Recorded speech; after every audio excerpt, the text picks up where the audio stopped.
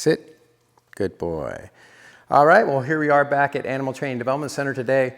We have Harley with us, and Harley is on 10-day program of board and train here at Animal Training Development Center, and actually a lot at my own home. So we come here during the daytime and do our daycare training with the other dogs that are here for daycare training, but then we do the weekends and the evenings at home. And he integrates with my pack and does the things that my dogs do, and he's done a great job with us. So what we're going to show you today is kind of the finishing video of all the things that we taught, and we always start every dog off the same way with this basic idea that a dog should never get to the end of the leash at any time for any reason. So as I wander around the room here, I'm looking for Harley just to kind of be aware if I start to move that he needs to maybe move too, at least before the leash gets to the end. So our job is to make sure he's doing his job. We call this the unspoken command, because I feel like it should be a given that if we put a leash on a dog, that they should start to learn to never get to the end of the leash at any time for any reason. And it's just a good life, healthy habit. So again, as I start to walk away, I'm looking for him to move toward me. Very good. And if he wanted to get excited and see something up ahead, it'd be the same thing. He could go ahead of me, that's fine. In fact, at this time, I got a 6-foot leash, and I'll give him 5.5 feet, 5.5 feet of that 6-foot leash, but not 6 foot. So your job is to make sure there's always this little bit of you in the leash. See how there's that little bit of you versus it being tight. So he should keep some slack in the leash at all times. No matter what. And if not, you're just going to proactively tug in the opposite direction he's going. He's just starting this stuff. He's an 8-year-old dog, and so he's learning something new, and he's doing a great job of learning new things. Unlike they say, you can train older dogs new tricks. Sit. Good boy. But, he's just learning new in the sense that he's been doing it a different way for 8 years, and now in the last, 10 days, he's learning a different way. So the next thing we show every dog is that simple idea of the sit command. I'll show you again. Harley, sit.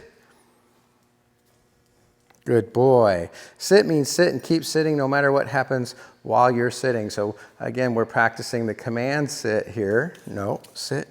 Not the trick sit. So the trick sit people usually do, and they'll just have a treat and they'll give a dog a treat. And I think 90% of the dogs that come in here know how to do that. But the command sit is different. We're not using treats. We're asking the dog to hold a sit, even maybe if a treat drops in front of them as they get better and better at it. So here I'm just going to drop a little baggie. Good. Good boy. Good. And then okay, give the release word. So the release word you guys picked is the word okay. I love it. So we're using that as his release word. When he hears that word, he can stop sitting and get up. So you saw that he held the sit as I walked a circle. That's one level of distraction. Then he held the sit as I dropped a baggie in front of him. That's another level of distraction. And really the art of dog training is to keep creating levels of distraction until finally you can't think of anything your dog won't sit through. Because your obedience is only as good as your dog is, able to do it. So here, again, Harley, sit. Good. As I bounce this ball, no, sit. Good boy. Good boy, Harley. Good. And then finally, okay. Good boy. Okay, Harley, get it. Attaboy. Good. And there you go. So the idea is that he's learning to hold the sit command until we give the release word, and that's another level of training that we've been practicing. You're going to need to practice these things too at home because relationships are really the thing about dog training that it takes time to develop, and we've been working hard at it, and I want to give you guys the opportunity to practice some of the stuff that you'll see on the video. Try it a little bit for yourself, and then give me a call because you do get one private session with your package, and I'd like you guys to come back with Harley, and we can spend an hour here coaching you with the leash in your hands, all the things that we taught him to do. The next thing that we taught him to do, which I guess he's ready to show you, is this idea of the cage command. Harley, cage. Good boy. Once he's in the cage command, he should stay in there no matter what until I give him the release word. And again, you guys are going to need to practice this at home too. If you don't use a crate, you don't have to do this one. We use it here a lot in training, and it's a good routine for them to get in. If you ever travel by airline, they have to travel this way sometimes, and so he's comfortable with that now. Okay, Harley, good boy. And this is a good one for us to have around here, and we actually use it at home. So when he stayed at home with me in the evening times, he would stay next to one of our dogs in crate, and he did just fine with that. Next, we taught him place, kind of like the cage command. The place command only has the one rule. He has to stay on it. He can do whatever he wants on this. He just should never get off of it until we give him the release word. So once again, you could drop toys in front of him, treats in front of him. Keep him on leash when you're practicing this at home, at least in the beginning stages. When I say beginning stages, I would recommend for 3 straight weeks, you guys maybe spend 20 minutes a day, just kind of practicing around your house, because it doesn't matter how good he does for me. It matters how good he does for you. And so we want to pass the leash on with all the training, but I know that it's going to take some time for him to do this as well at your home as he's doing here. He's got tons of potential, smart dog. He's a little strong-willed, but that comes with the breed. Welsh Terriers are like any terriers. They're just known to be a little hard-headed at times, but that doesn't mean they're not smart. He really is a very sharp dog, picks up on things quickly. He's got a big heart. He's really a very sensitive dog emotionally. He really does want to please, and he's really a lover. Okay. And we've really enjoyed having him. So, he's been working hard and doing a good job.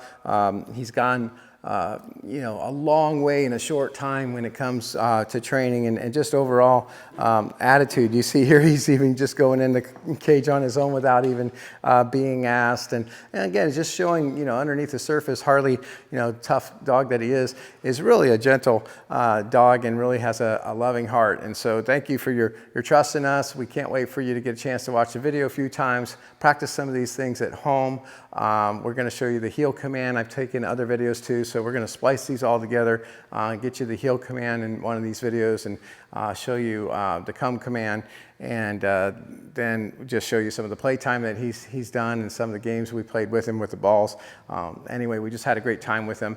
I just want you to know that at any time, even months down the road, if you're having trouble with him, don't hesitate to reach out to us. Sometimes the dog just needs a tune-up, and now that you've done some training with us, tune-ups are very inexpensive to do for a day. We can set you up with a pass or something to come and bring him for one more time or 2 more times, whatever you feel like you need down the road to keep him sharp. So again, thanks for your trust in us, and thanks for watching. If you have any questions, let us know. Okay, Harley, good boy.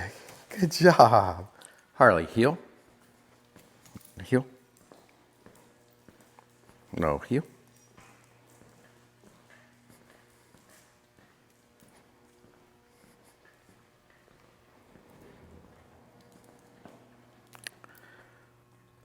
Sit. No. Sit. Good.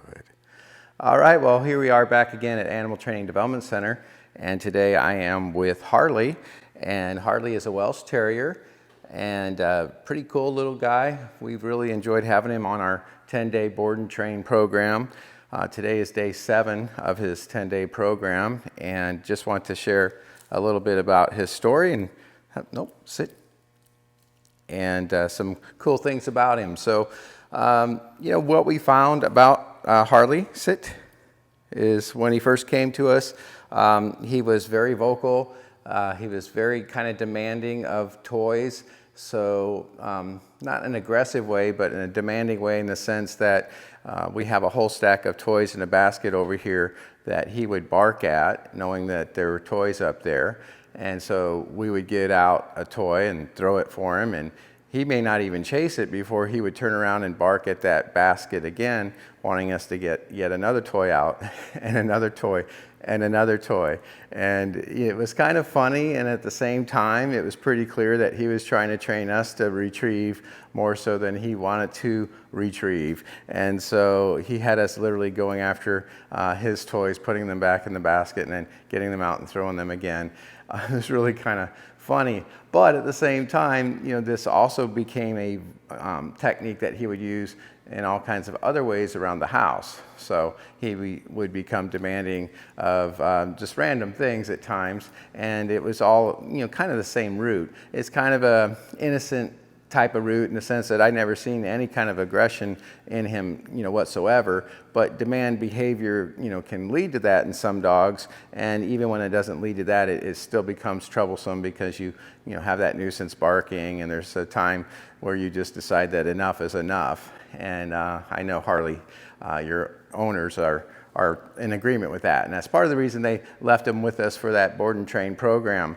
So he's also a unique dog in the sense that he's a Welsh Terrier, and we don't get to see a lot of those these days. We see a lot of doodles, all kinds of doodles out there.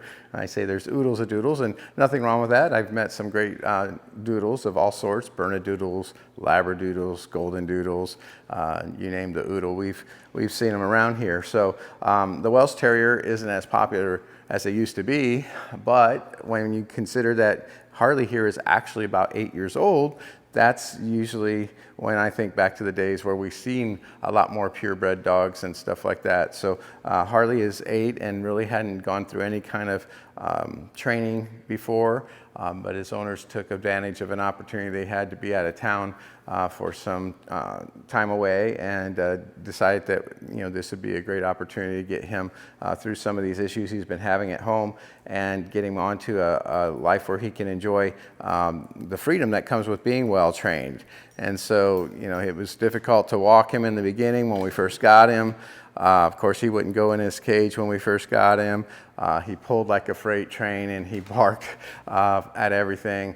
But what we found is right underneath the surface, once we started training with him, is a very sweet and supportive dogality type that has really started to shine. And I want to share that with you as well. So, when we do a dogality testing, we evaluate a dog, and when we see it, oftentimes that reflection that we get of the dogality is based on the environment that they've been living in. So if you have, an environment that is challenging in the sense that maybe there's a lot of chaos and stuff like that, then a dog may show you a different dogality type than what they really are genetically speaking. So dogs are kind of wired at birth to be a certain type of dogality, and oftentimes they're blends. So in Harley's case, he came as, high dominant with an underscore supportive dogality type. And there's nothing wrong with that, and sometimes that's the way a dog stays, but oftentimes in training, we can see, sides kind of flip. And so you go from the high dominant underscore supportive maybe to the high supportive underscore dominant. And that's kind of what we're seeing happening with Harley, is he's actually becoming very sweet and very able, biddable, as we would say. So like, Harley, come here, buddy. Good dog, come on. And we're seeing that side of him, but he still has a fair share of dominant side. So when we deal with a dog like that, we want to make sure that we honor him for who he is. We're not trying to change him. He's a really, a cool dog, but just realize that the dominant side of him makes him a little slower mover. He's going to want to process things before he does a lot. So for example, when I say, Harley, sit, he heard me, no question, but he's not listening because, he's got that little dominant side. Harley, no, sit, and just a little tug up on that collar, no, sit, has got him into that sit position for us. And that took a while, so, it takes two things, to have a good relationship with a dog. It takes mutual trust and mutual respect. And in his case, it took a while for him to really start to trust us. He is a dominant dog, and it takes a while to earn a dominant dog's trust. But now that he does, we're seeing that supportive side of him really, start to kick in. So when you're working with a dominant dog, I guess the point here is, be a little patient, be firm, but be patient. So I'm going to give him a little more time, think things over than I would maybe an outgoing dog that is really quick to do stuff if they're going to do it at all. A dominant dog may do it, but it might take them a few extra seconds to decide to do it. Good, focus. Heel. We worked on this heel command a lot, and I know that when he came to us, he pulled like a freight train. You asked us to help you with that by training him to heel on your right side, and we're demonstrating that command to you now. And so he's keeping in line with my right side. He's actually in what we call the heel position. So that's a position in relationship to our body. When the dog is trained to heel on the right, his left leg should fall in line with my right leg, nearly step for step. And so he's lagging back a little bit. There we go. That's better. That's where I like him, right there. See how his leg's falling in step with mine. When we stop, they're supposed to sit. And here again, that dominant side of him kind of has us, working at this. No, sit. And you can see it takes very little reminder, but he needs that reminder right now. No, sit. To get him his best, we have to keep doing this. And, 10 days is a good start. No, sit.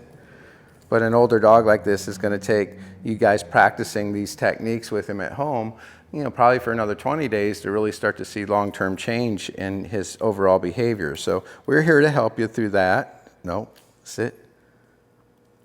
No, sit. There you go. Good. And just simply getting him to hold a sit command like this has been a lot of what we've been doing. No, sit. Working through that dominant side. No, sit. And getting him into that supportive mindset where he's willing to do, what we asked. And good boy.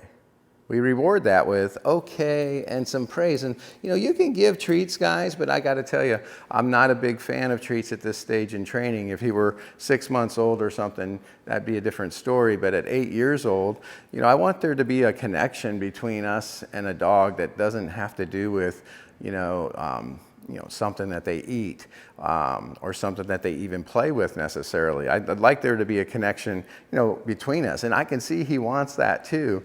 Okay, but if we're always feeding him a treat, then he's going to get to the point where that's all he really thinks about. And, and then of course you're trying to please him, so you give him a lot of treats. But I feel like if we start to work on this bonding, see how he's come up to me now and sit, this is all supportive now. And this supportive side of him, I think, is something that can really grow and becoming, a dog that's just very affectionate and easygoing and all those good things. And at the same time, he can have some fun. I mean, we still throw the ball around. You'll see in the video that we will put in with the play that we've had with him. He gets plenty of fun to play. But when it comes time to work and we put the leash on, we start training, this is like you guys wanting to take him for a walk or something.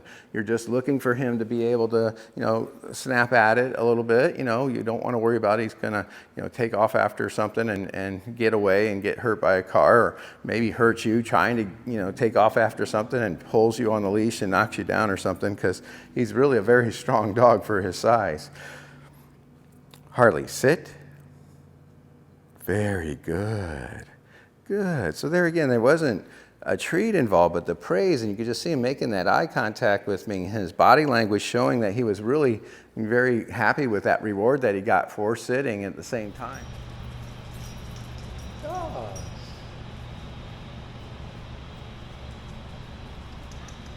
Good dogs. Don't you jump up there. You know better. You know better. No jumping.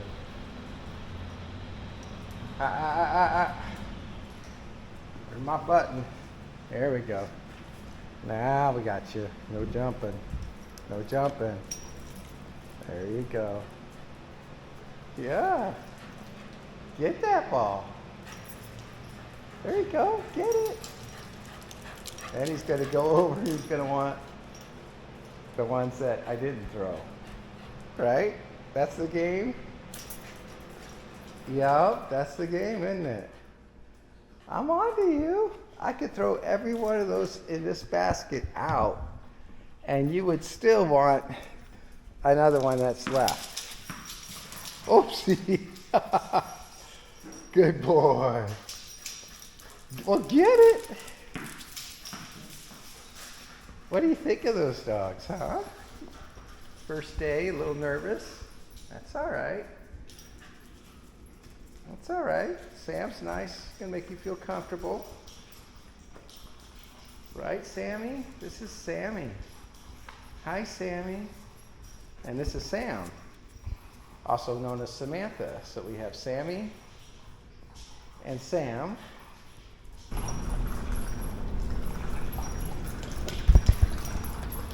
What do you think, Harley? Good boy, Harley. Good boy.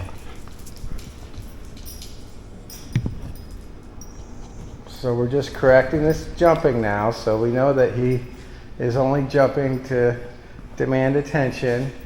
It's not about wanting a toy, because there's plenty out there now. It's just him trying to counter surf and see what else might be even better. And so the best way to correct that is without really saying much to them.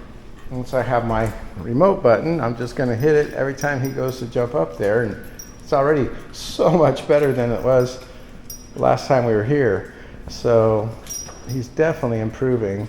Right there, I got him. And it's just that vibration on the button. It's that little single button right here opposite the red button. And for him, that's perfect. It's got just enough to get him to stop doing what he was doing, but not so much that he's, overreacting to the correction. He's actually recovered from that already. So there's a proper alternative I'm trying to give him. Part 2 of our formula is just like, instead of trying to do the inappropriate action, here's a proper alternative. So in his case, the inappropriate action is trying to take literally every single ball out of here and then still want more, instead of enjoying the multiple balls we already have out. So that's the whole formula for success. Correct the negative behavior, redirect it to a positive behavior, and then reward them once they go to the positive behavior. And of course, the reward in this case would be that he could get a tennis ball and play with it, and other dogs would chase him to get it, and I could throw another one for him out there, and he can enjoy the ones that are already out instead of trying to take the other 50 off the counter. Right, Sam? Good girl. Oh, almost caught him again. He's thinking about it. But he's not jumping up there. He's just looking up there. And I guess looking's okay. Stay tuned.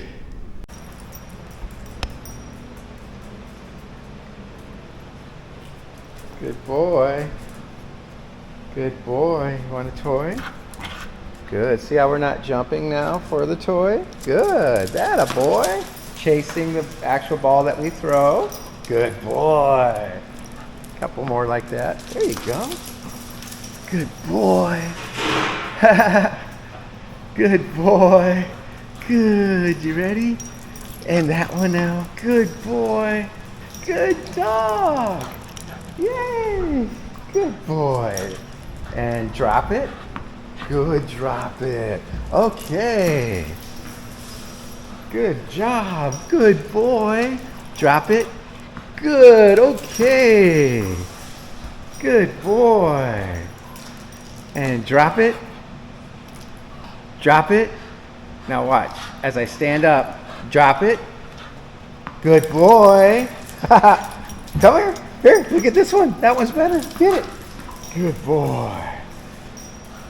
So we're starting to trade games.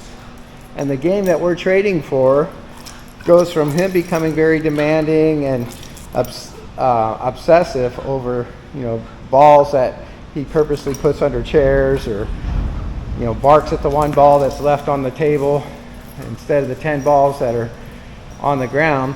And his whole reason for that is he's trying to get us as humans to kind of play the game that he likes to see us do, and that is retrieve for him, right? But now we're trading. Drop it. Drop it. Drop that ball. Drop it.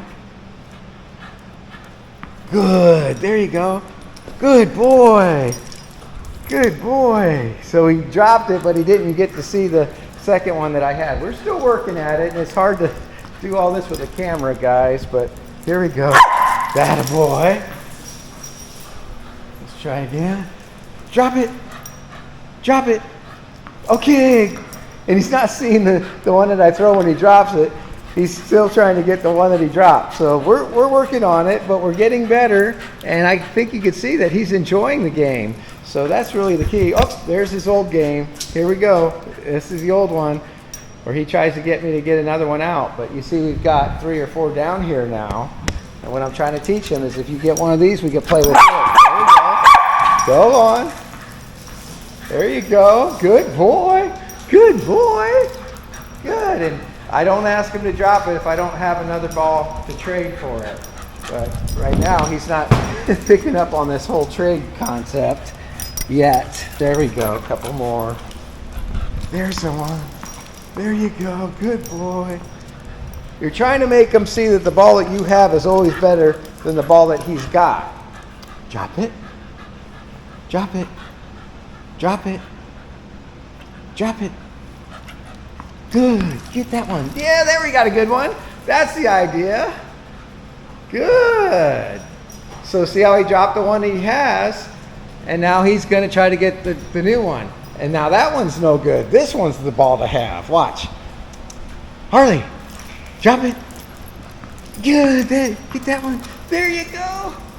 We're getting there, guys. So we're reprogramming his game, his game program. So his game has always been go over here, try to get the single ball that isn't on the floor yet and get us to fetch another one for him. And that makes us do all the work. But when we get him bringing us balls, and eventually we can, there I caught him with the button jumping up. So we're using just that vibration button. Worked really good there. And what's beautiful about that is he doesn't know I did it. He thinks his jumping did it because we've been working on that a lot.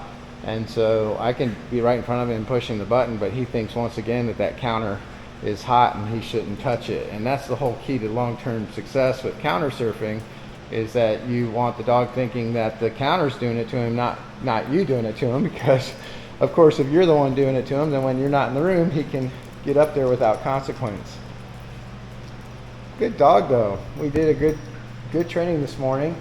This is Harley's day 5. Yeah, halfway point with us. And we're just teaching old dogs new tricks. He's 8 years old and really not an old dog for a Welsh Terrier, but a dog that's had 8 years of kind of prior conditioning to doing things the way he's been doing. And it's just neat to see him develop into a what I consider more eager to listen dog. He's getting more relaxed. He doesn't gobble at his water like he did when we first got him here. And that just shows that he's getting comfortable. I think that biting at the water that he does is sometimes a little anxiety coming through. And he does have, a very sensitive spirit. So when he gets anxious, he gets, he feels a lot of pressure. And we're trying to take that pressure off of him. At the same time, reapply pressure when it comes to listening for basic commands and stuff. So he's learning a lot in these 10 days, but he's keeping a good attitude about it and he's having fun doing it. And he's been a real enjoyable guest at our home. He's quiet at night and happy and content to, sleep through the night with the other dogs. And, he's very polite around even our little Pomeranian. So we get to enjoy watching him interact with our dogs. And he's just a really easy guy to have around. So thank you for letting us share in his life. Good boy, Harley. You're not jumping up there anymore. Good boy, Harley. Good boy. Yes, very nice. Good job. All right, more later.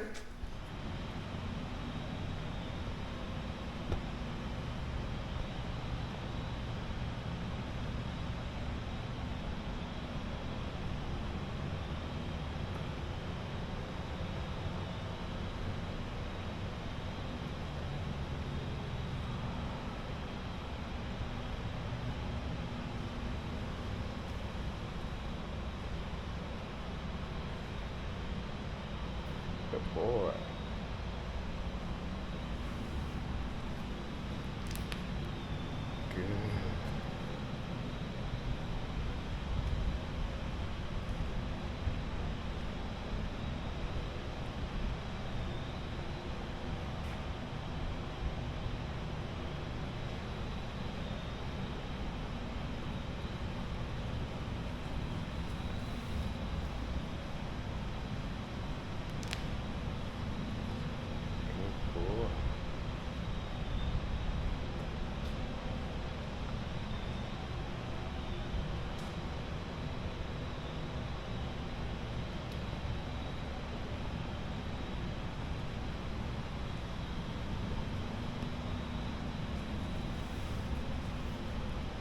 Okay, good job. What a good job with your place. That was a good job.